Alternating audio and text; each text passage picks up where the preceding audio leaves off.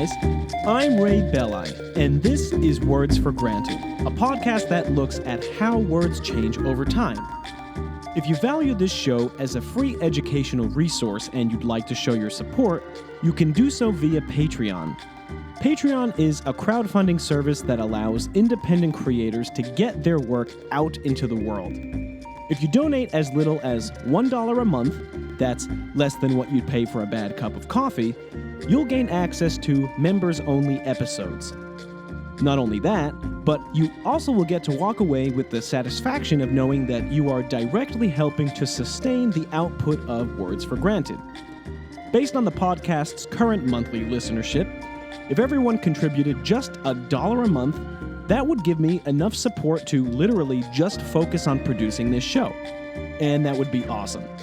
So, if you're so inclined, go to patreon.com/wordsforgranted to find out more. You can also find a link to my Patreon on my website, wordsforgranted.com. All right, enough of me sounding like a car commercial. Let's get on to the show.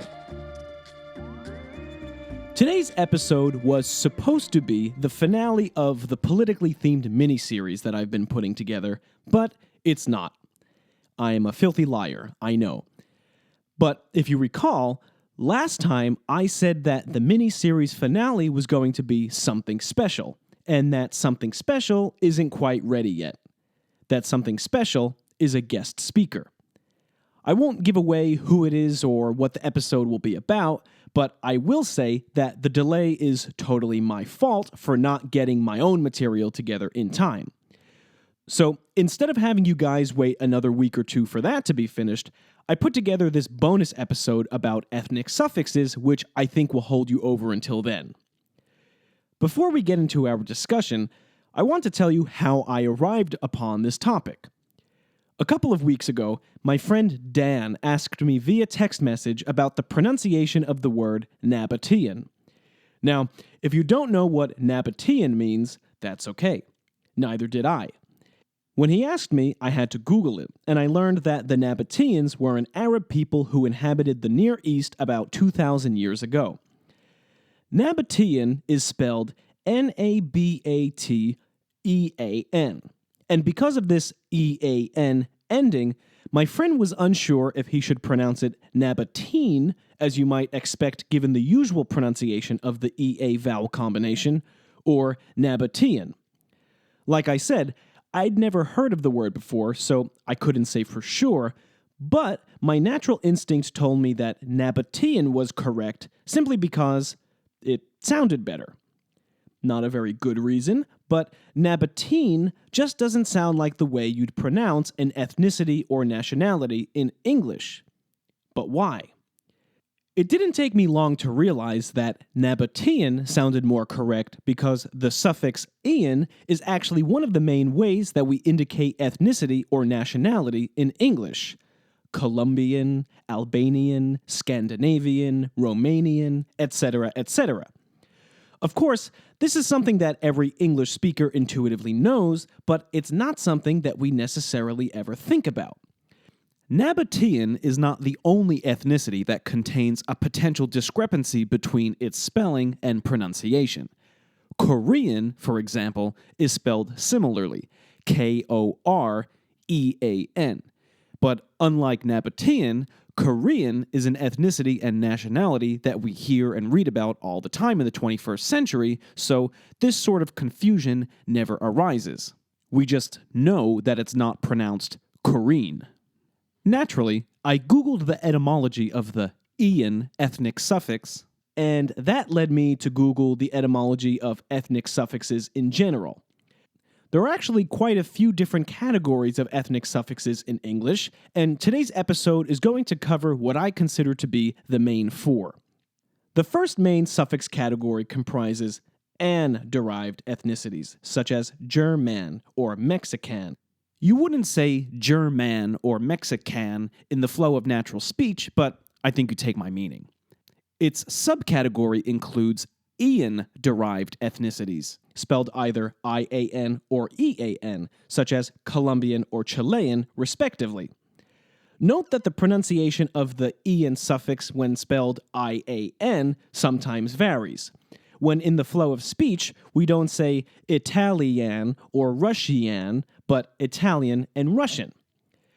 The second major suffix category comprises ish-derived ethnicities, such as English and Spanish. Its minor subcategory includes ch-derived ethnicities, such as French and Dutch. The ch suffix is really just the ish suffix in disguise. If you add ish after certain consonant sounds and say it 3 times fast, it starts to morph into a ch sound. The third major suffix category comprises ease-derived ethnicities, such as Chinese and Japanese, and the fourth comprises e-derived ethnicities, such as Pakistani and Iraqi. There are even more ethnic suffixes in English, such as ik, as in Greenlandic, as in New Zealander, and o, as in Filipino. And there may be even more that I missed over the course of my research, but these are minority categories. So instead of going into them here, I may cover them in a bonus episode eventually for Patreon subscribers. Before we explore the etymologies of each of the main ethnic suffix categories, I want you to know about 2 important terms used by etymologists who specialize in this area. The first term is ethnonym. It derives from the Greek words ethnos, meaning nation, and onoma, meaning name. So ethnonym literally means name of a nation, though in modern English, an ethnonym is the name applied to an ethnic group. Ethnos, of course, is also the root of the word ethnicity, which, in spite of its etymology, is different from nationality.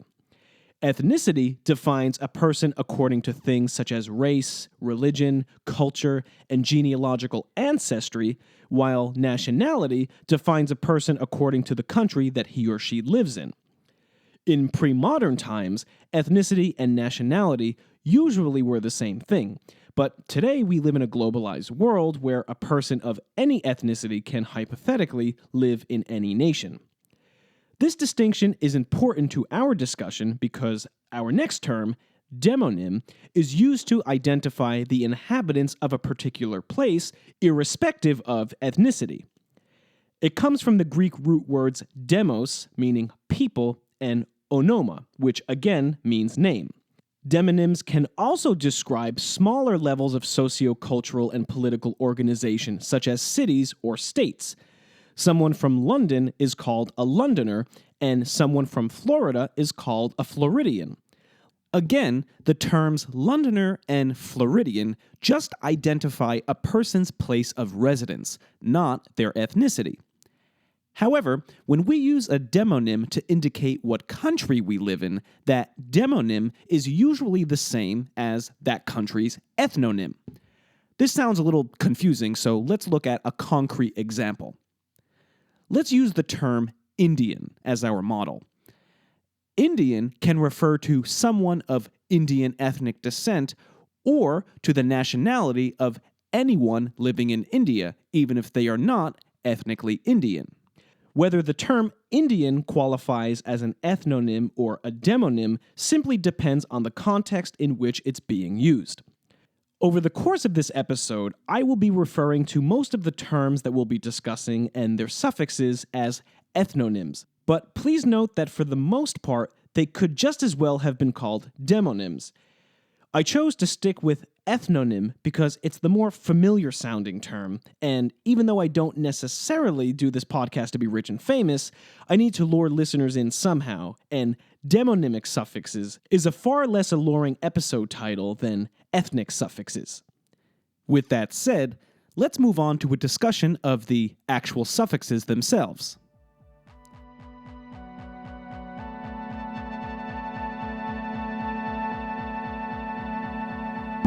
Like I said earlier, the family of an and ian derived suffixes makes up the largest category of ethnic suffixes in English. They all derive from the Latin adjectival suffix anus, which meant of or belonging to.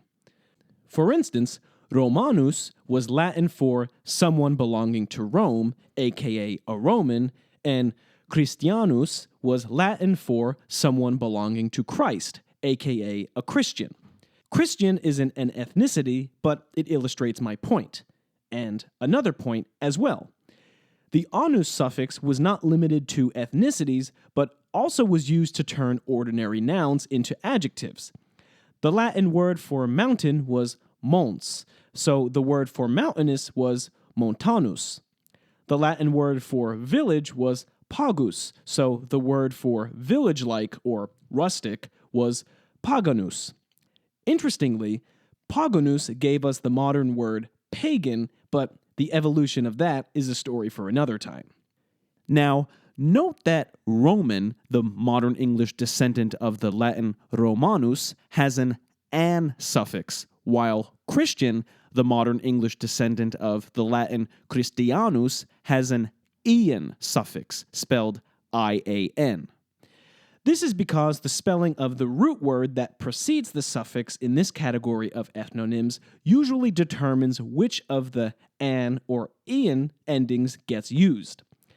If the root word ends in an e or ea, it usually takes the ean suffix. If the root word ends in ia, or a consonant, it usually takes the ian suffix, and if it ends in an a, it usually takes the an suffix. However, I say usually because there are many exceptions to these basic rules. We are talking about English here after all. For example, the ethnonym for Germany is German, while Germany itself ends with a long E sound. Even though this E sound is written with the letter Y, that Y is phonetically interchangeable with the letter I, so in theory, the suffix with the highest candidacy here should be ian, spelled I-A-N, which would yield the word Germanian. This is the formula used by Italian. Its root word, Italy, ends in a Y that is functionally identical to the Y in Germany. But, as we all know, Germany's ethnonym is German. Why is this? The Latin name for the region occupied by the ancient Germanic tribes was Germania, so the Latin word for German was Germanus.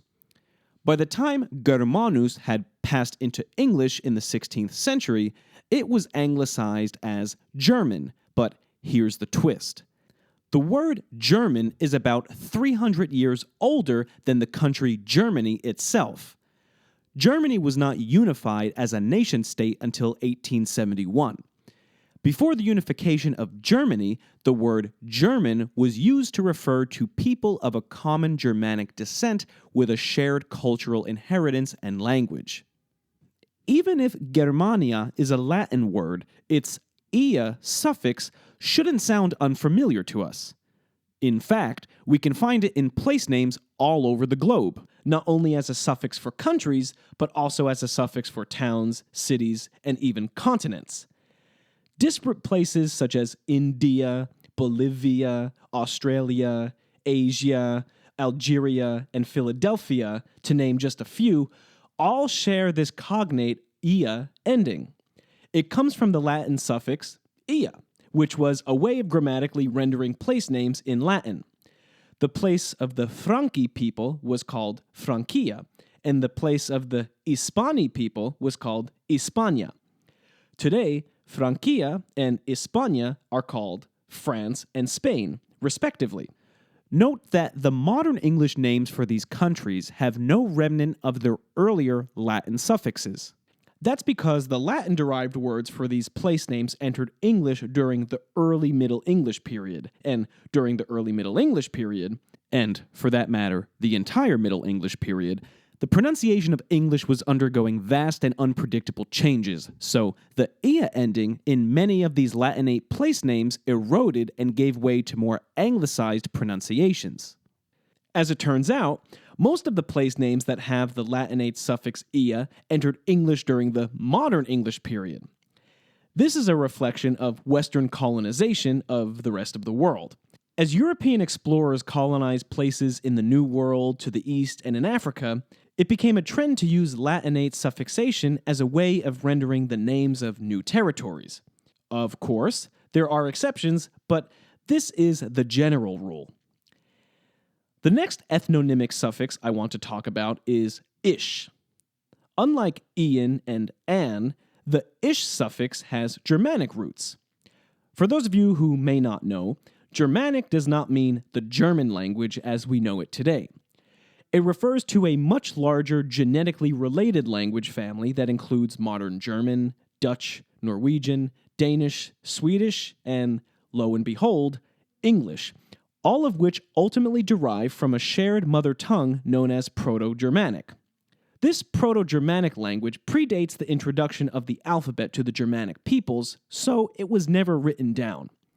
However, by observing the systematic similarities and differences among the vocabularies inherited by its daughter languages, historical linguists far more brilliant than I have been able to reconstruct hypothetical root words in this mother tongue. The English suffix ish, the German and Dutch ish, and the Danish, Norwegian, and Swedish izg all derive from a common Proto-Germanic ancestor that most likely was pronounced iskaz. All of these suffixes mean of or belonging to. Like the Latin suffix anus, iskaz was a way of turning nouns into corresponding adjectives, and this still remains true for the derivatives of this suffix in the modern Germanic languages. In all of the other Germanic languages aside from English, ish is by far the predominant ethnonymic suffix. Because of its Germanic roots, it's unsurprising that ish-derived ethnonyms are most commonly applied to European countries that are of a relatively close proximity to historically Germanic territory. If you're wondering why the ethnonym for Germany itself doesn't use the ish suffix, well, we just discussed that a few minutes ago. As some of you may have already suspected, the ethnonymic suffix ish is cognate with the more colloquial usage of the word ish, as in bluish or 6:30-ish. It's interesting to note that in this colloquial usage of the suffix, its implication is somewhat or approximately. If something is bluish, it's kind of blue. And if you plan to arrive at 6:30-ish, you're probably not getting there until 6:45. This, of course, is semantically quite different from its usage in the ethnonymic context. If someone is Danish, they're not kind of from Denmark, they are from Denmark.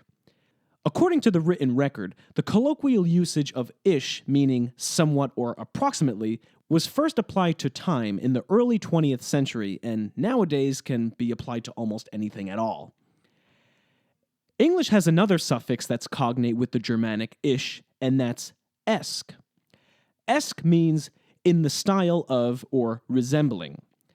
Based on both its pronunciation and its meaning, it's not hard to see how it ultimately comes from the same Germanic root word as ish. But hold on a second. Let's look at the etymological inheritance here. English inherited esque from the French suffix of the same pronunciation and spelling. French inherited esque from the Italian suffix esco, and Italian inherited esco from the Latin suffix iscus. Latin, of course, is not a Germanic language, so how is esque connected to the Germanic-derived ish? Well, iscus was not a native Latin suffix.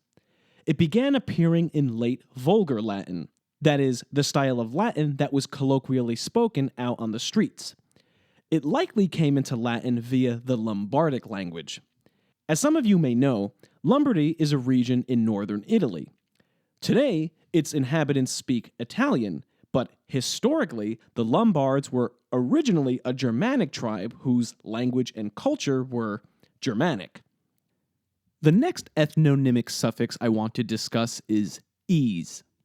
At first glance, you might think that this suffix is reserved for East Asian ethnicities, such as Chinese, Japanese, Taiwanese, etc., but this suffix is actually found all over the world. Someone from the Democratic Republic of Congo is Congolese, Someone from Guyana is Guyanese, and someone from Portugal is Portuguese. Note that none of these countries are Asian, and each of them is located on a different continent. Before we discuss the seemingly sporadic geographical distribution of this suffix, let's talk about its etymological origins.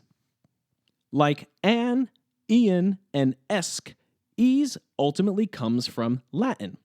Its root is ensis, a Latin suffix meaning belonging to or originating from.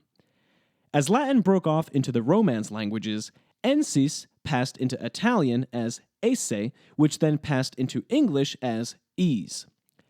Historically, Italian has not had a significant impact on English, so how did this large-scale borrowing of this Italian suffix take place? If you think back to your middle school history class, you probably will recall that Marco Polo is credited as the first European to travel to East Asia, and furthermore, that Marco Polo was Italian. When writing about his travels, he naturally used an Italian suffix to describe the various peoples living in East Asia that he encountered, and this manner of suffixation eventually permeated English. It's worth noting that the ethnonym Chinish, which uses the Germanic ish construction to denote the people of China, was predominant in English until the 15th century, approximately 100 years after Marco Polo's voyages. However, it would be historically inaccurate to give Marco Polo credit for all of the ease-derived ethnonyms in East Asia. For instance, Taiwanese, which I cited as an example of this very formula, is a term that didn't come into usage until the 20th century. However, the Italian-derived suffixation introduced by Marco Polo in some way standardized the way we form ethnonyms in the Far East, so we can give him linguistic credit in that sense. Far Eastern ethnonyms that don't follow this formulation, such as Korean or Singaporean, break this rule rather than follow it. Now, some of you may be wondering, how do we account for ease-derived ethnicities that are from other parts of the world than East Asia? Again, the story of each particular ethnonym is a little different, but in general, when applied to the ethnonyms of non-Asian countries, the ease suffix reflects a history of colonization by Romance language-speaking people, usually French. For example, Lebanon was historically a French colony, and the French word for Lebanese is Libanais, and it's from Libanais that we get the anglicized term Lebanese.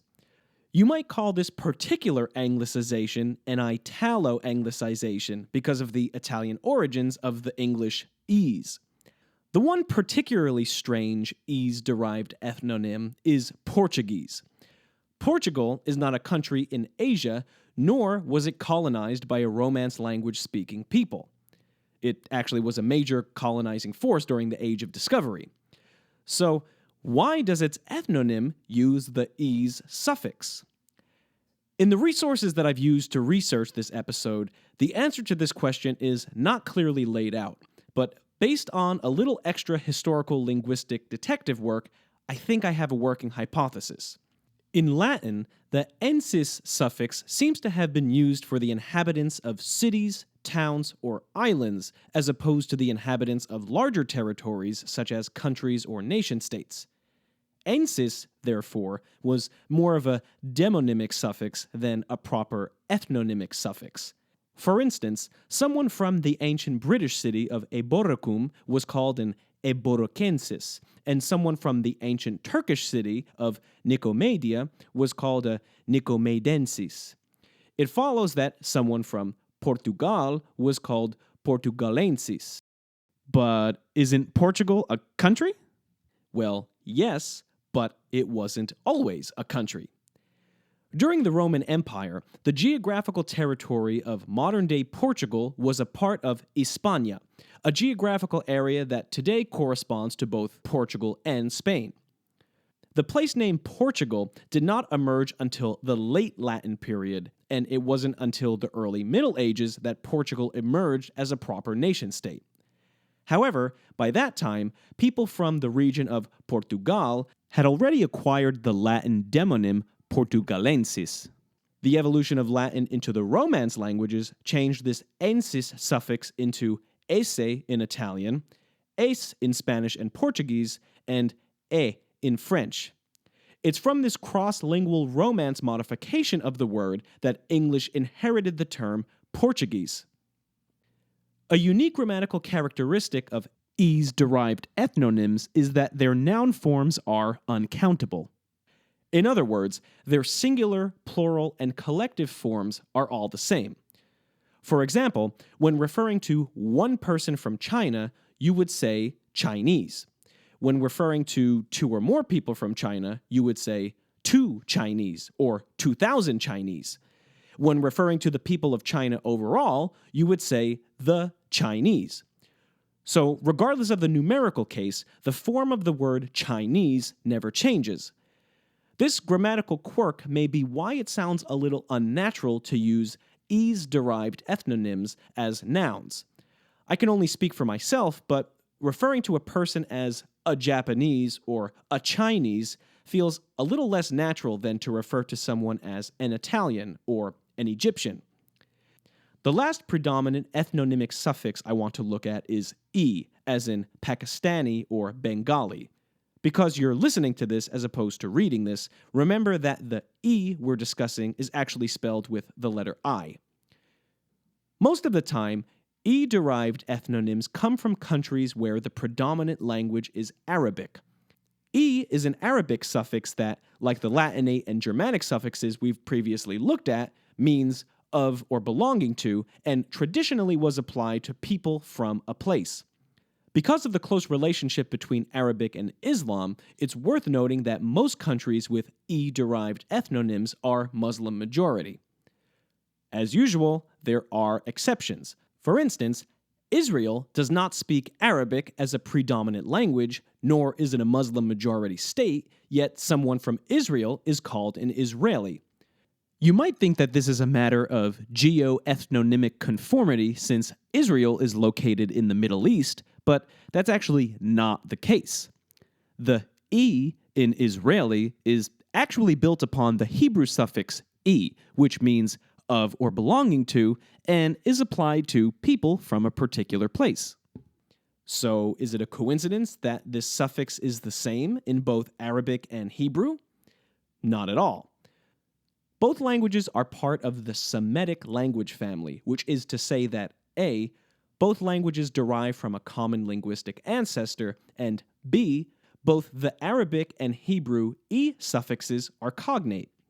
I should note that in everyday usage, the term Semitic usually has a Jewish implication, but in the realm of linguistics, it refers to one of the major language families in the world, comprising languages such as Arabic, Hebrew, Aramaic, and Maltese, among others.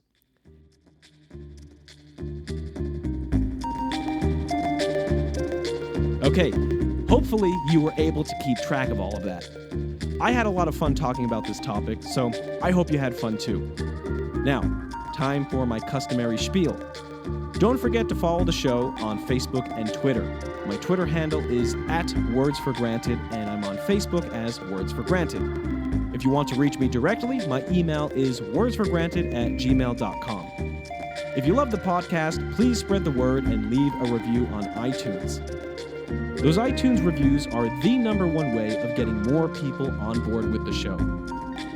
All right, see you next time here with a special guest at Words for Granted.